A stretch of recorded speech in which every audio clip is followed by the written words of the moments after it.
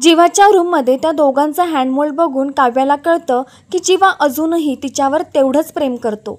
तर लग्नानंतर होईलच प्रेम या मालिकेचा नुकताच प्रोमो आलेला आहे आणि या प्रोमोमध्ये आपल्याला पाहायला मिळतं मालिनीताई या काव्याला सांगत असतात की काव्या हा चहा जीवाला देऊन येतेस का प्लीज। आणि मग काव्या चहा देण्यासाठी तयार होते।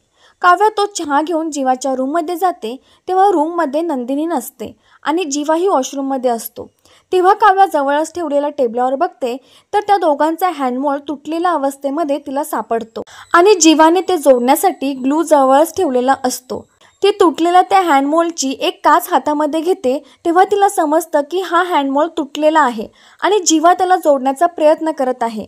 म्हणजे जीवाच्या मनात अजूनही माझ्यासाठी प्रेम आहे आणि तेवढ्यातच जीवा तिथे येतो। ती जीवाकडे रागाने बघते आणि तो चहा देऊन तिथून निघून जाते।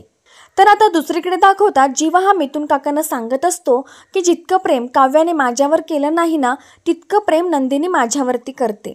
तर प्रेक्षकांनी या सिरियलची अशीच पुढची अपडेट बघण्यासाठी व्हिडिओला नक्की लाईक करा आणि चॅनलला सबस्क्राईब करा।